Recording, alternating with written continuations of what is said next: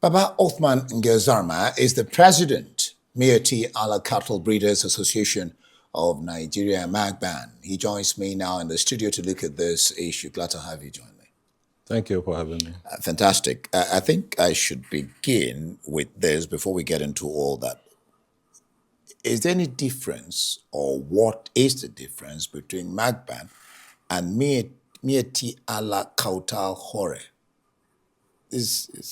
The difference is we are both a registered association. Okay. They have their own registration, we have our own registration. Okay. But the difference is we are now over 42 years of existence. Yeah. For their own, I don't know, but I think not more than 10 to 12 years. But we have been there for the past 42 years working to ensure the development of the livestock subsector. Protecting the welfare of cattle breeders across the country, irrespective of their religion or tribal affiliations. Okay. Because we are more of a producer association that promotes livestock development, mitigates peace between farmers and herders. This is what MACBAN stands for. So we are never a tribal group, and we are never a violent association or a religious group. Now we're coming to that. So, I listen to you. So, what's your organization? I basically had your reaction to the bill in the U.S. to declare you a terrorist organization. What was your first reaction to that? And where do you base that? How do you look at that? And yes, why do you place that? Why do you look at that? What do you think brought that about? Well, we don't know what brought it about, but we totally dispute that. Okay. On the basis that, first of all, we are never a faceless group. Secondly, we are never an armed group. We never take to arms. Thirdly, we have never taken responsibility for any criminality. We have never abhorred, support, or aid any form of criminality in this country. And in our 4 decades of record, we have never been convicted or tried by any court of legal jurisdiction. We have never been indicted or punished in one way or the other by the Nigerian government, either state level, local government level, or the national government, because we have been conducting ourselves in the most civilized way, always working to protect the interests of breeders, no matter where they come from, and always working to ensure the development of the livestock subsector for modernization, always working for peace building between herders and farmers. That is what we always stand for. And the government, the Nigerian government can testify to that, the security agencies can testify to that. We have been working closely with the security agencies to ensure peace across the Federation. Yeah, you talked about equipment. I'll come to that later on in the course of our discussion. But in the bill, which I will talk about later, this bill, you are being targeted as hindering religious freedom and therefore likelihood of visa bans and asset freezes under the Global Magnitsky Human Rights Accountability Act. In the event this happens, this could be speculative, but it's good to be proactive. In the event this happens, how do you intend to handle it? God forbids. Yeah, like I said. We don't pray it will happen. Yeah, but because that is the reason why we sustain our crusade to ensure that the public understands what we stand for properly. Because we see no reason why this association can be sanctioned for anything based on the reasons I've earlier told you. So we are always surprised. And in order to sustain what we are doing, we have taken to drawing the attention of the Minister of Foreign Affairs to intervene on our behalf, and the office of the NSA to use their diplomatic engagements and tell the American Congress and the American government who we are and what we stand for and what we have been doing to ensure peace among farmers and herders.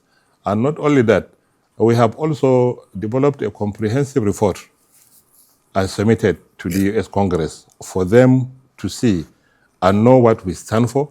And immediately this happened? Immediately this happened. We did that. We submitted a because I was going to ask you what's your organization doing. We did. Doing we did. We submitted a comprehensive report. Okay.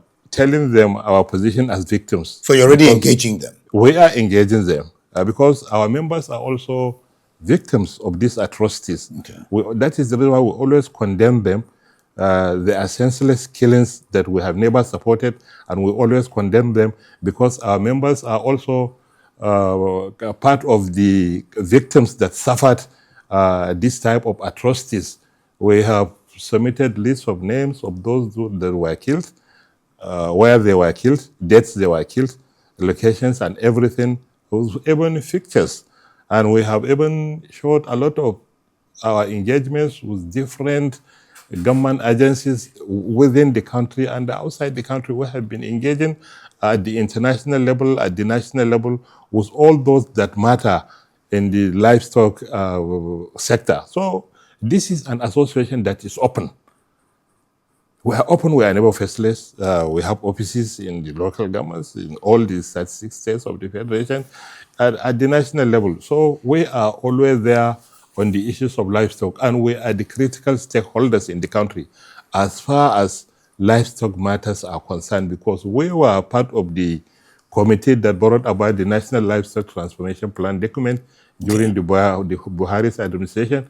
We are also part of the committee under Tahiru Jega, the former INEC chairman, that brought about the National Livestock Transformation Plan that is under practice today, which brought about the creation of a livestock ministry. Yeah. We are coordinating very well with the livestock ministry. We have been engaging, going to states, trying to find solutions on how to settle. That's interesting. Before I let you run, because of time, two questions I hope we can get in this.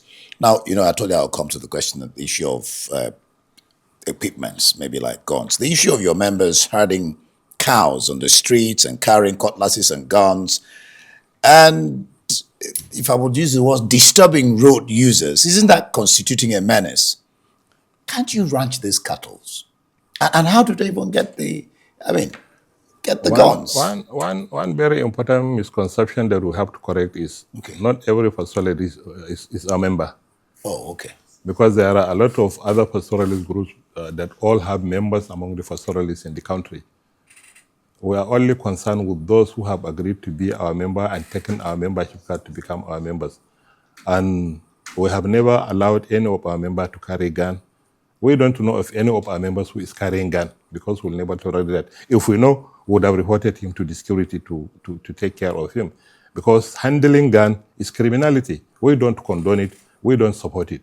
About the cows roaming the city, you may bear me witness, about 2 or 3 months back, we had an engagement with the stakeholders to see how we can stop this. And right now, a committee is going on working on how to stop these cows roaming the city center.